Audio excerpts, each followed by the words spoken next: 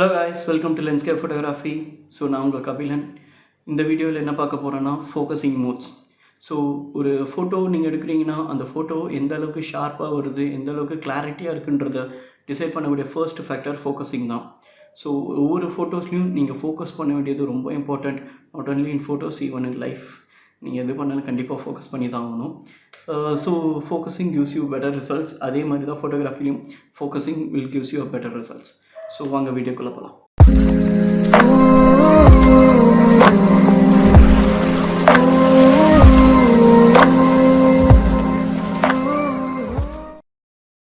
So ஃபோக்கஸிங்னா என்னென்னா, என்ன ஒரு சப்ஜெக்டில் நம்ம ஃபோட்டோ எடுக்கிறோமோ அதோட ஃபோர்க்ரவுண்ட் அண்ட் அதோட பேக்ரவுண்டை அவாய்ட் பண்ணிவிட்டு பர்டிகுலர் சப்ஜெக்டை மட்டுமே ஃபோட்டோவில் கிளாரிட்டியாகவும் ஷார்ப்பனிங்காகவும் காட்டுறது தான் ஃபோக்கஸிங்னு சொல்லுவாங்க. ஸோ ஃபோக்கஸிங் பண்ணுறதுக்கு கேமராஸில் நிறைய டைப்ஸ் ஆஃப் மெத்தட்ஸ் இருக்குது. அது என்னென்னா, auto focus and manual focus is the major 2 types. In auto focus இன்னும் சப் கேட்டகரிஸில் இருக்குது. Auto focus single, auto focus continuous and auto focus auto. இந்த மாதிரி 3 மெத்தட்ஸ் இருக்குது. ஸோ இந்த 4 மெத்தட்ஸையும் ஒன் பை ஒன்னாக பார்ப்போம். So first auto focus single. Auto focus சிங்கிள்னால் என்னென்னா, ஒவ்வொரு ஃபோட்டோ எடுக்கும் போதும் ஒவ்வொரு முறை நீங்கள் அதை ஃபோக்கஸ் பண்ணணும். ஸோ இதுதான் ஆட்டோ ஃபோக்கஸ் சிங்கிள், ஒரு simple term. So for example நான் கேமராவில் காமிக்கிறேன். இப்போ கேமராவில் செட்டிங்ஸில் போயிட்டு ஃபோக்கஸிங் மோட்ஸில் நீங்கள் ஃபர்ஸ்ட் வந்து ஆட்டோ ஃபோக்கஸ் சிங்கிள் அப்படின்னு எடுத்துருக்கீங்கன்னா, இது வந்து நிக்கான் கேமராவில் ஏஎஃப் போட்டு ஐஃபோன் போட்டு எஸ்ன்னு இருக்கும், which means auto focus single servo. இதில் ஒரு சிங்கிள் ஃபோக்கஸோட கான்செப்ட் என்னென்னா, நீங்கள் ஒவ்வொரு முறை ஃபோட்டோ எடுக்கும் போதும் ஒரு கிளிக் பண்ணிவிட்டு ஃபோக்கஸ் பண்ணிவிட்டு அதுக்கப்புறம் நீங்கள் ஃபோட்டோ எடுக்கணும். ஸோ இதுதான் ஒரு ஆட்டோ ஃபோக்கஸ் சிங்கிளோட கான்செப்ட். நான் ஒரு ஃபோட்டோ எடுத்து காமிக்கிறேன்.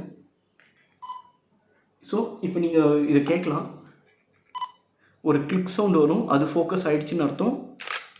அப்புறம் நம்ம ப்ரெஸ் பண்ணும்போது இந்த ஃபோட்டோ எடுத்திருக்கு. ஸோ இந்த ஷட்டர் ரிலீஸ் ஆகும்போது ஃபோட்டோ எடுத்திருக்கு.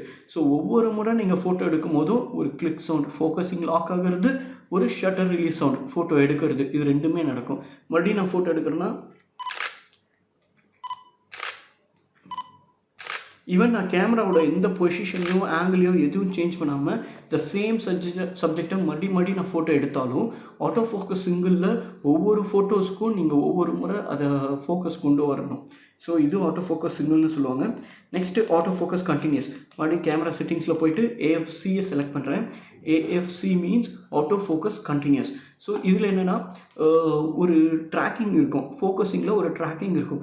ஃபார் எக்ஸாம்பிள், இப்போ வந்து நீங்கள் ஒரு பேர்ட் ஃபோட்டோகிராஃபி எடுக்கிறீங்க, ஒரு பேர்டு வந்து பறந்து போயிட்டுருக்கு அப்படின்னா, நீங்கள் ஒரு முறை அந்த ஃபோக்கஸை பேர்டு மேலே ப்ளேஸ் பண்ணிவிட்டு அந்த பேர்டு பறக்க நீங்கள் அப்படியே கேமராவை ட்ராக் பண்ணிங்கனாலும் உங்களுக்கு ஃபோக்கஸிங்கும் கூடவே ட்ராக் ஆகிட்டே வரும். இதுதான் ஆட்டோ ஃபோக்கஸ் கண்டினியூஸ்னு சொல்லுவாங்க. ஸோ அந்த ஃபோக்கஸிங் மெத்தட் வந்து சப்ஜெக்ட் மேலே கண்டினியூஸாக விழுந்துகிட்டே இருக்கும். இதுதான் ஆட்டோ ஃபோக்கஸ் கண்டினியூஸ். ஸோ நான் மறுபடியும் ஃபோட்டோ எடுத்து காமிக்கிறேன்.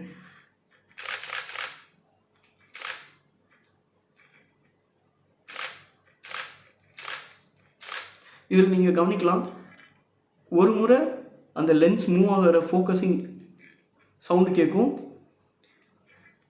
ஒன்ஸ் அது ஃபோக்கஸ் ஆகி முடிஞ்சிச்சுன்னா எத்தனை முறை வேணாலும் நீங்கள் அது மேலே ஃபோட்டோ எடுக்கலாம். ஃபோக்கஸிங்கோட கிளிக் சவுண்ட் உங்களுக்கு கேட்காது, டைரெக்டாக ஷட்டர் ரிலீஸ் சவுண்ட் மட்டும்தான் கேட்கும். ஸோ ஃபோக்கஸிங் வந்து உங்களுக்கு கண்டினியூஸாக இருந்துக்கிட்டே இருக்கும். ஃபோக்கஸ் மிஸ் ஆகாது, ஃபோக்கஸோட டீட்டெயில்ஸை கேமரா லூஸ் பண்ணாது.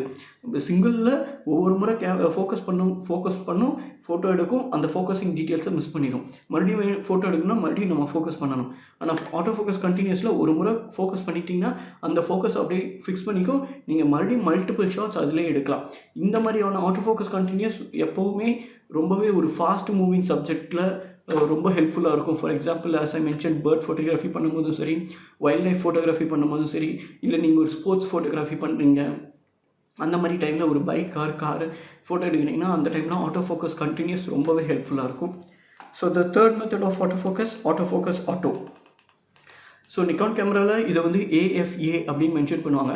ஆட்டோ ஃபோக்கஸ் ஆட்டோனா என்னென்னா, இப்போ நம்ம ப்ரீவியஸாக பார்த்த இந்த 2 concept, auto focus single as well as auto focus continuous, இது ரெண்டுமே கேமரா ஹேண்டில் பண்ணக்கூடிய ஒரு மோட் தான் auto focus auto.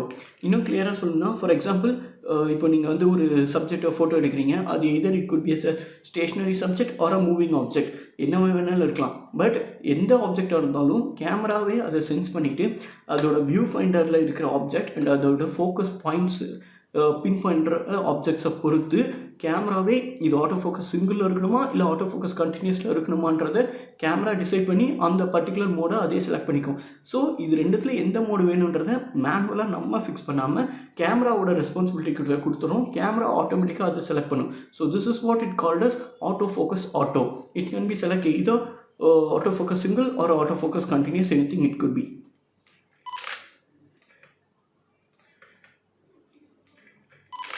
Focus, focus, focus,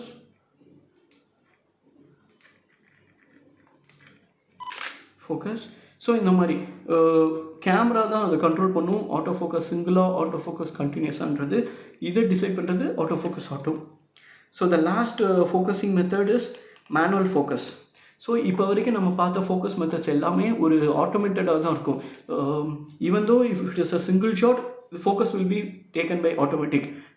camera லென்ஸில் இருக்கிற கிளாஸஸை முன்னும் பின்னும் நவுத்தி அந்த மோட்டாரோட மூமெண்ட்ஸுக்கு கொடுத்து ஆப்ஜெக்ட்டுக்கு தகுந்த மாதிரி பர்ஃபெக்ட் ஃபோக்கஸிங் கொண்டு வரது, பர்ஃபெக்ட் ஷார்ப்னஸ் அண்ட் கிளாரிட்டி கொண்டு வரது ஆட்டோமேட்டிக்காக நடக்கும்.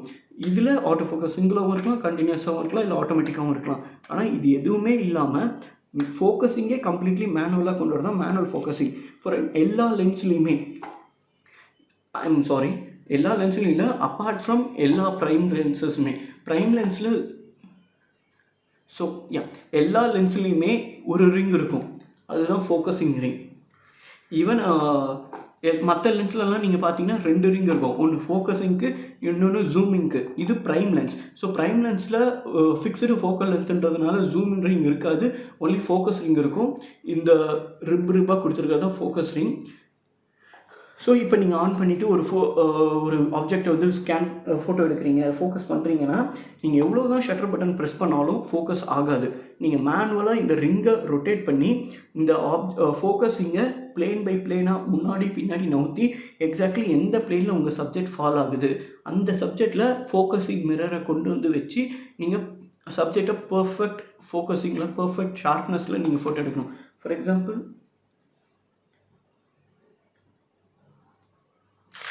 இந்த மாதிரி இன்கேஸ் இப்போ நம்ம வந்துட்டு கம்ப்ளீட்லி அவுட் ஆஃப் ஃபோக்கஸில் வைக்கிறோம் அப்படின்னு வச்சு எடுத்தாலும் அப்போவுமே ஃபோட்டோ எடுக்கும். ஆனால் ஃபோட்டோ பார்த்திங்கன்னா இந்த அளவுக்கு கம்ப்ளீட் பிளர்ராக இருக்கும். மேபி உங்களுக்கு ஸ்க்ரீனோட ப்ரைட்னஸ் நான் கொஞ்சம் கம்மி பண்ணி காமிக்கிறேன்.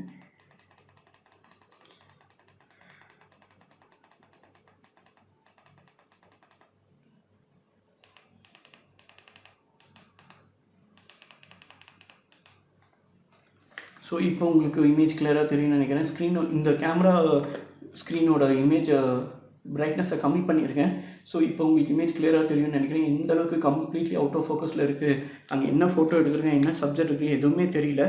ஸோ ஆனால் இது நான் மேனுவல் ஃபோக்கஸில் ரிங்கை ரொட்டேட் பண்ணி பர்ஃபெக்ட் பிளேனில் வச்சு நான் ஃபோக்கஸ் பண்ணி எடுக்கும்போது எனக்கு அந்த சப்ஜெக்ட் வந்து ரொம்பவே கிளியராகவும் கிளாரிட்டியாகவும் இருக்கும். ஸோ இந்த மாதிரி கான்செப்ட்ஸ் எப்போ மேக்ஸிமம் யூஸ் ஆகும்னா, நீங்கள் பர்டிகுலர்லி ஒரு ஃபார் எக்ஸாம்பிள் இப்போ வந்து வெட்டிங் ஷூட் பண்ணுறீங்க, ஃபஸ்ட்டு பிரைட் நிற்கிறாரு, அதுக்கு பின்னாடி வந்து க்ரூம் நிற்கிறாங்க. நீங்கள் பிரைடை அவுட் ஆஃப் ஃபோக்கஸில் வச்சு க்ரூமை ஃபோக்கஸில் கொண்டு வரணும். ஆனால் அந்த டைம் உங்கள் கேமரா வந்து அவுட் ஆஃப் ஃபோக்கஸில் வைக்கும்போது அது க்ரூமை கம்ப்ளீட்லி விட்டுட்டு அது பிரைடுக்கிட்டே வருது. பிகாஸ் பிரைடு தான் முன்னாடி பிளேனில் நிற்கிறாங்கன்னா அந்த டைம் நீங்கள் கேமராவை மேனுவல் ஃபோக்கஸ்க்கு மாற்றி நீங்களாக மேனுவலாக ஃபோக்கஸிங்கை பிரைடை விட்டுட்டு க்ரூமுக்கு கொண்டு போகணும். ஸோ உங்களுக்கு ஃபோட்டோவில் பிரைடு வந்து அவுட் ஆஃப் ஃபோக்கஸ்லேயும் க்ரூம் வந்து ஃபோக்கஸ்லேயும் இருப்பாங்க. ஸோ அந்த டைம் ஒரு ஏஸ்தட்டிக் பிக்சரை, ஒரு ஆர்டிஸ்டிக் பிக்சரை நீங்கள் ஒரு எக்ஸ்போஷரில் கண்டினியூ பண்ணணும்னா அந்த மாதிரி யூஸ் பண்ணலாம். ஸோ இந்த மாதிரி ரொம்பவே மினிமல் யூசேஜஸில் தான் மேனுவல் ஃபோக்கஸ் இருக்கும். But most of the time completely you will be in auto focus, especially some types of photography like